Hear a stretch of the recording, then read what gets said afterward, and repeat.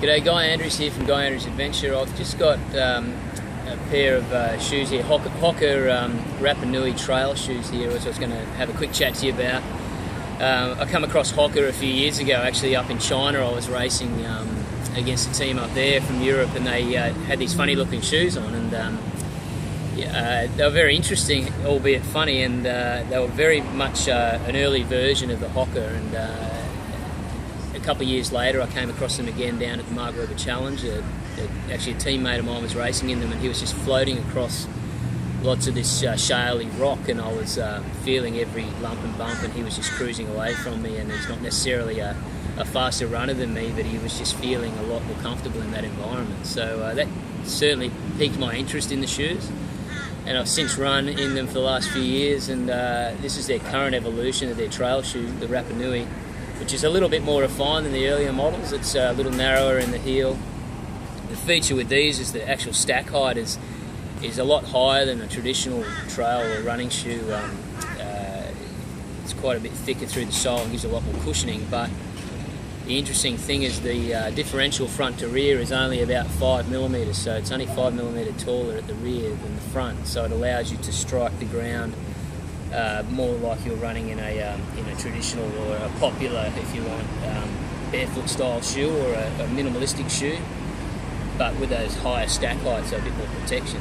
So for me, I'm not a natural born runner. I'm definitely not one of these lightweight fellas that has no biomechanical issues. So I like that stack height and that extra protection, and these shoes certainly allow for that. One little thing I must say, like there's a couple of issues, like you need to really be concentrating if you aren't a strong ankle type person, if you've got softer ankles, and you may pick up a rock on the inside edge and be a little unstable at times, so you just have to focus sometimes in low light situations. But generally, I find most people don't have too much trouble with them at all. The lugs on the bottom are very aggressive, so great off-road traction.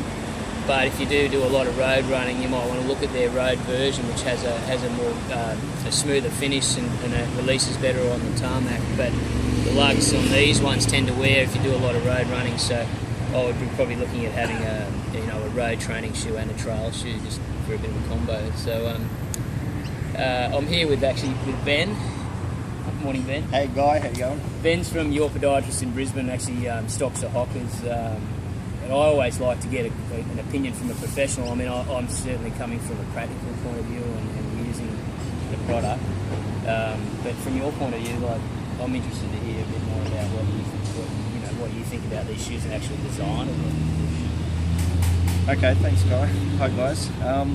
Look, I've come across these shoes in the last 12 months, and I've been pretty impressed. I had the rep come around and tell me how great a shoe. I'm pretty skeptical when it comes to sales reps and people telling me, I've got the best product here and the greatest product. So I said, give me a pair, and I gave them a trial. And one of the things I've been looking at getting back into running, I'm a mid 90 kilo runner, and I had about 5 years off, and every time I'd get back into running, I'd get sore feet, sore knees, and I know that's pretty funny from a podiatrist point of view. But that's what pretty common. I get the same thing. Sore feet, particularly. Feet and ankles. Anyway, so I got into some of these Hokas, and I went for a 5k run and no pain at all. So I was really, really impressed with the shoe. What I'm finding with the shoe, it's a great shoe for people who tend to be like really, really heavy strikers. Because in podiatry, I'm seeing people with problems rather than people without problems. So they're a great shoe for the person who's a really heavy striker. Great cushioning in through the heel. One of the things I've noticed with the Rapa is that they've got awesome cushioning into the heel, particularly going downhill on the trails, and that helps to create a lot more stability. With not so much the Rapa, but they've got another one called the Stinson. It's a little bit wider, and that creates a lot of great stability if you find that you're finding yourself a little bit unstable on the trails. Look, it's particularly if you're thinking about going into Hokas, or you've been, contemplating the change, or you are already a Hoka wearer.